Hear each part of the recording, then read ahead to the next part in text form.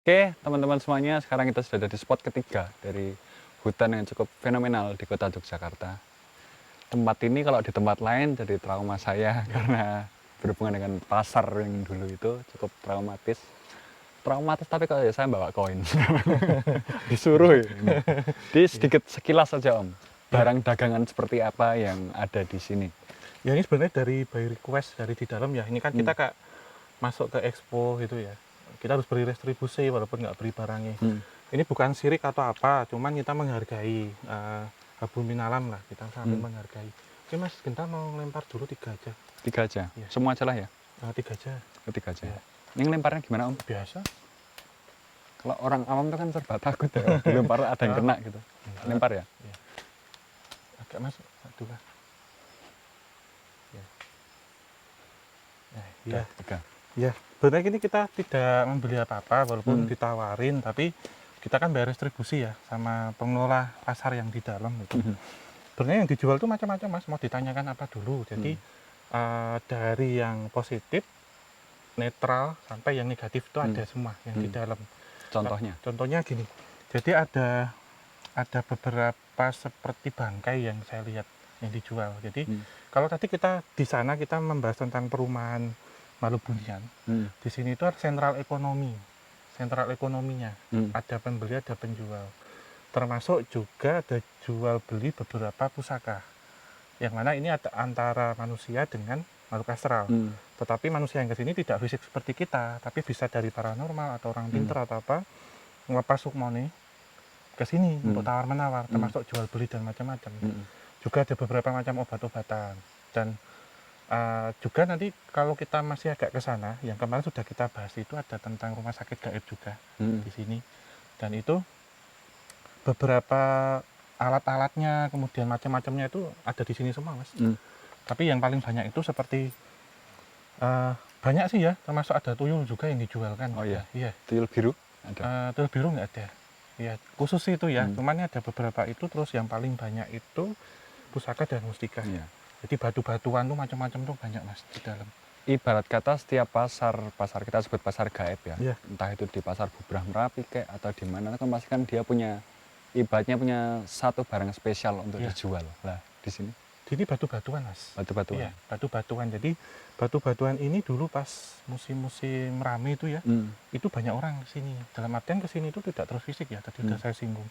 Batu-batuan itu dari yang biasa sampai yang kelasnya paling tinggi. Oh, yang buat ake itu ya? Iya, benar. Dan memang ada seperti simba-simba di dalam. Itu beliau memang ada satu pohon. Yang saya lihat ada satu pohon di tengah itu memang kalau nanti di situ kemudian seperti semedi bertapa lantas kemudian dapat wangsit kon gendong simba itu nanti akan dikasih ya tak kei nanti maharnya apa gitu. Tapi di sini juga ada yang mereka maharnya itu dengan nyawa.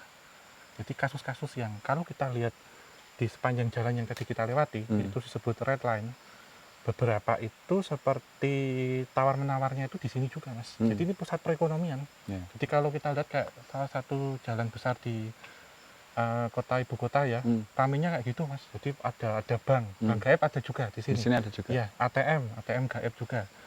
Terus ada perkantoran, ada tempat penjualan pasar saham, macam-macam. Di Jakarta kayak BSD lah ya. Nah, modelnya seperti itu, komplit ada kantor-kantornya dan ada pegawai-pegawainya semua. Tapi Om, seberapa worth it kah sebuah batu ditukar dengan sebuah nyawa? Gini Mas. Khasiat seperti apa yang dia tawarkan? Saya contoh lihat ada satu batu ya. Ini satu juga ngasih info nih tawar-menawar. Jadi kok saya mau kayak gue gelem ra jadi sales. Saya akan nawarin produknya gitu. Bawani piro aku ngomong gitu. Maksudnya ada boneka Barbie juga di sini, jenglot, macam-macam yang dijual. Tapi kalau tadi kita kembali ke batu ya, batu itu kita lihat tujuannya Mas. Kayak misal tujuannya untuk kawibawan, untuk apa ini pangkat, untuk kekayaan itu jelas makin tinggi. Jadi batu ini bukan lantaran kemudian batunya, tetapi energi yang mengisi, astral yang mengisi itu sekuat apa gitu. Jadi kalau orang ini kemudian ingin hartanya itu langgeng atau apa, permatanya, berliannya atau apa itu ya penebusannya seperti ini kalau tujuannya untuk negatif. Termasuk dipakai kayak kartu bawaan gitu Mas. Jadi waktu kita kayak untuk pengajuan minta uang gaib di sini, jadi kita di bawah itu kayak jadi member. Itu. Jadi nanti per berapa harus ngangsur tuh pakai Iya. itu. Jadi buat mengikat gitu juga ada. Ngeri juga ya. Tapi mereka tuh dapat barang-barang itu dari mana sih, Om? Itu dari alam semua, Mas. Dari alam Bentukan, semua. bentukan. Cuman saat ditarik ke dimensi kita, manifestasi bentuk yang nyata Hmm. gitu. Jadi kalau kita lihat di sini kan memang ada beberapa situs-situs lama ya, situs-situs prasejarah ya. Di mana di situ ada petapa-petapa zaman dulu yang tidak kuat ilmunya. Tadi kita ceritakan di Tuban ya, kita ceritakan di sana. Mereka lah yang jadi jenglot salah satu contohnya, termasuk BK juga, Bathara Karang. Bathara yang ada di Karang sini. itu apa ajian jenglot paling tinggi lah ibaratnya. Banyak. Banyak. Iya. Wah, berarti ngeri Banyak. juga ya berarti ya. Iya, jadi kalau kayak di film dulu yang modelnya Grandong, nah kudu jenglot gede itu kayak gitu. Grandong. Iya, kalau Barbie itu kan kemasannya, hardware-nya, tapi software itu gede, Mas. Ketika udah Jadi memanifestasikan tadi di ya. belakang kita juga sempat nampak nunjukin ke kita gitu bentuk-bentuknya. Ini kayaknya perlu digambar ini. Iya. Ilustrasi sebuah pasar gaib dengan Grandong di belakang-belakangnya Iya. itu. Jualan macam-macam. Jadi kayak bentuk lapak-lapak gitu. Lapak-lapaknya macam-macam, kita bukain lapak-lapak terus ada menawarkan kayak benda-benda lama. Terus maaf ya paling jorok tuh bangke, ada yang menawarkan. Bangke itu buat apa? Dimakan, Mas, diisep gitu. Buat manusianya? Buat ini, buat sosok astralnya. Termasuk kotoran-kotoran juga. Darah juga saya lihat. Macam-macam yang dijual. Terus ada tuyul, ada macam-macam di sini. Transaksionalnya ya itu tumbal ya berarti Iya, ya. tumbal. Termasuk ini saya cerita ya satu hal ya. Ada tempat prostitusi gaib juga. Go, jajal go. Jadi di sini beberapa, maaf ya, karena jin itu kan juga diciptakan dengan mereka punya nafsu. Jualnya juga di situ. Cukup lengkap ternyata. Iya. Jadi kita bayangkan kan supermarket ya, tapi enggak. Ini macam-macam yang kayak kita beli apa-apa lah. Elektronik, iya. Mall. Kita ke jalan sini, Mas. Ya, Kita jadi dituntun ini ke teman-teman situ. karena mungkin kan kita sekarang sedang berada di hutan ya. Nggak afdol kalau kita nggak membahas tentang flora fauna di dunia metafisika itu seperti apa. Mungkin ini sekilas aja mungkin. Iya. Jadi kalau ini memang dulu dipergunakan juga untuk penangkaran rusa, Mas, kijang. Jadi kalau memang yang ditampakkan ya, yang tadi sempat kita di depan sebelum kita masuk ada patung rusa. Sebenarnya memang sosok itu tidak asli di sini, cuman masih satu arealnya. Yang ditampakkan ini kalau memang yang request beberapa mitologi ataupun hewan-hewan mitologi, salah satunya ini kita lihat sekarang adalah kijang kencana. Jadi kijang berbulu emas, termasuk tanduknya itu emas, menyala. Jadi beliau tadi sempat mendekat kemudian jalan, lari karena menunjukkan beberapa yang ada di sini. Selain kijang kencana, beliau ini adalah salah satu piaraan dari Gusti Kanjeng Ratu Haja Kencana Sari atau Bu Ratu Kidul. Iya. Dan ada beberapa flora gaib ya. Nah itu kayak gimana? Flora gaib itu nggak pernah kebayangan sih. Jadi flora gaib itu sama seperti di tempat kita, Mas, di alam nyata, cuman variasi dan bentuk warnanya itu beda. Jadi ada di sini tuh sirih hitam contohnya. Jadi seperti ini kan seperti sirih gitu ya, model sirih, tetapi daunnya itu warnanya hitam. Jadi kayak kalau saya hitam pekat, tapi ada yang waktu dibalik ya, di belakangnya itu ada seperti lapisan emasnya. Dan ini memang akan diberikan untuk orang-orang tertentu yang tujuannya memang positif dan ada maksud atau ada dawuh untuk ke sini. Itu obat dari segala macam penyakit, Mas, sebenarnya. Dan ada juga ada pohon emas. Jadi pohon kayak kita film dongeng, itu daun sama buahnya itu emas semua. Ya, mungkin kurang afdol kalau kita nggak dekat sama pohonnya langsung. Coba masuk ke sini aja, Pak. Ini ada di sini aja. Oh, jangan. Oh, aja. Tak ini garis. Nah, sini aja. Jadi kayak sirih gini. Ini kan ya masih saya bukan ahli biologi ya, tapi kita lihatkan aja seperti spesies. Ini kan sirih tuh, Mas, kayak suruh gitu. Dan bentuknya itu ada yang seperti ini di dalam. Jadi daunnya hitam persis seperti kalau saya hitam gitu. Tapi gaib ya, nggak bisa dilihat mata manusia ya? Iya, sebenarnya ini nyata, Mas, cuman oleh energi gaib itu disembunyikan. Iya. Terus ada mawar emas juga, sama mawar hitam. Itu jadi mawar tapi kelopaknya mahkota bunganya itu emas warnanya. Tapi mungkin nggak sih kalau misal kita berbicara tentang fauna ya, fauna kan hewan itu. Kan banyak di Indonesia hewan-hewan yang sudah langka. Ada nggak sih beberapa yang dia itu dimanifestasikan ke alam gaib? Harimau Jawa lah. Ada, gitu. Mas, Ya. ada. Jadi di sini sebenarnya begini. Ini layak diceritakan karena kita bahas tentang fauna ya. Jadi memang hutan ini sendiri dulu menjadi tempat seperti pelarian, Mas. Jadi luas. Gini kan menyusut ya, dahulunya ini luas banget itu. Jadi hampir semua wilayah di sini. Ada beberapa yang pelarian itu era kolonial yang saya lihat, kolonial Hindia Belanda. Jadi dari Keraton Mataram yang ada di sana, di bawah, itu beliau melarikan diri dari kejaran penjajah Belanda. Beliau. Tapi asmanya siapa tidak boleh disebutkan. Saat beliau sampai di sini merasa sudah aman karena ada oase di sini, ada sungai. Dan beliau melakukan tetirah, melakukan semedi, mendapatkan petunjuk dari Tuhan Yang Maha Kuasa dan alam semesta. Kemudian beliau semedi, dan karena diberikan kanuragan, saat siang beliau berwujud manusia, tapi saat malam beliau menjadi harimau. Jadi manusia harimau, Mas. Dan ini juga yang dulu melindungi semua fauna, baik yang real ataupun gaib yang ada di sini, termasuk macan kumbang dan macan Jawa. Jadi sebenarnya kalau kita baca literatur, macan Jawa itu sudah punah, itu memang benar. Tetapi secara metafisika itu masih lestari di sana, karena memang beberapa kemudian oleh leluhur kita ditarik. Iki yang wis wayahe tak tokke meneh, kalau sudah wayahnya, sudah saatnya mereka akan kembali ke alam nyata. Ya, biasanya kan sering muncul penampakan harimau Jawa. Gitu. Dan ilmu kanuragan itu memang beneran ada, teman-teman. Jadi itu bukan bualan semata ya. Ilmu kanuragan itu memang ada dan beraneka ragam jenisnya. Kalau kalian baca literatur lagi itu sangat-sangat banyak sih. Gitu. Nah ini, Mas, dari kemampuan beliau ini itu memang kemudian disalahgunakan. Oleh dirinya sendiri atau oleh orang-orang lain yang tahu bagaimana sih cara memantrakan, melafalkannya ini. Sehingga memang kalau kita lihat start dari daerah ini ke timur, di daerah Kars ya, pernah kita bahas sering terjadi hilangnya kain kafan, yang mana itu dipergunakan untuk macam-macam.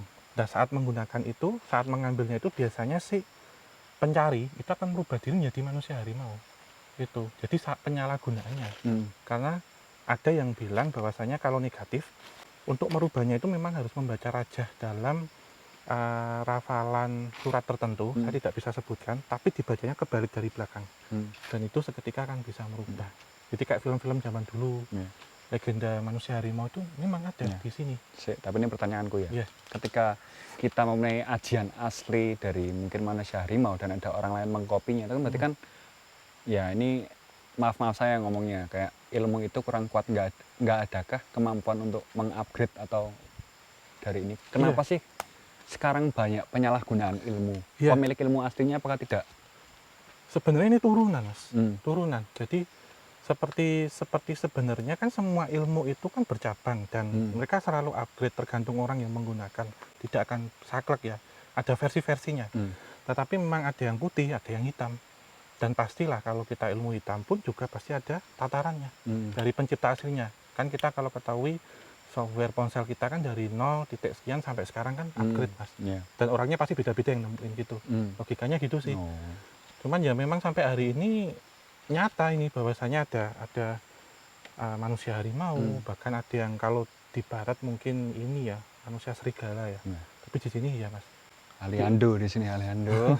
Aliando, di mana kamu, Aliando? Di era modern 2020 masih ada, Mas, itu. Dan itu memang ada rapalan tertentu, bahkan saya lihat memang menggunakan kulit macan yang harus ditanam raja dan macam-macam. Dan itu bisa beneran, Mas, jadi macan yang real, yang nyata, yang kelihatan gitu.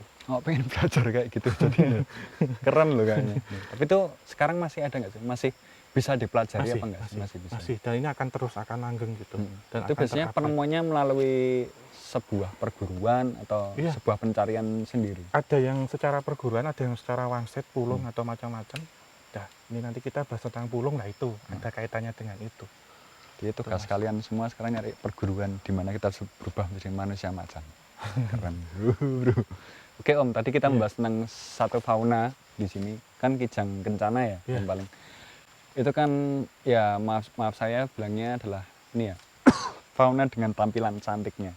Lah kalau fauna dengan tampilan mengerikannya, yang gilaninya ada apa di sini? Ini maaf sekali, bukan maksud saya apa, cuman menurut saya ini faunanya unik kalau yang dibilang gilani ya.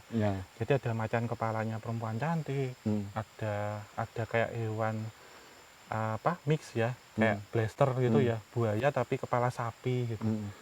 Tapi kalau yang wujud solid satu gitu apa? Ada nggak? Yang Yang- mungkin cukup naga atau apa? Kalau sini ini mas, bentuknya ada yang merak, Hmm. ada yang ayam hutan gitu. Terus ada juga yang bentuknya hewan mamalia, jadi kita sebut itu kijang kencana. Tapi memang ini wanti-wanti juga, sebelum ini dikelola zaman dahulunya, memang diperingatkan, nek rene ibaratnya berburu itu hati-hati, karena bisa jadi ini hewan tuh piaraan dari eyang-eyang yang ada di sini. Jadi lebih banyak hewan unggas yang nyata dan gaib gitu mas. Jadi kayak burung macam-macam, kemudian ada merak putih, merak emas, kemudian ada apa tadi? Saya ceritakan ada perkutut dan macam-macam Iya. itu. Karena fakta menyedihkannya di tempat ini memang pada dunia aslinya memang dijadikan tempat berburu juga sih. Iya, Ya, iya. dan sekarang Sebenarnya fauna-faunanya pada hilang. Ya? Iya, sebenarnya kita dapat peringatan dalam artian bukan ke kita ya, tapi untuk orang ya yang gemar berburu begini.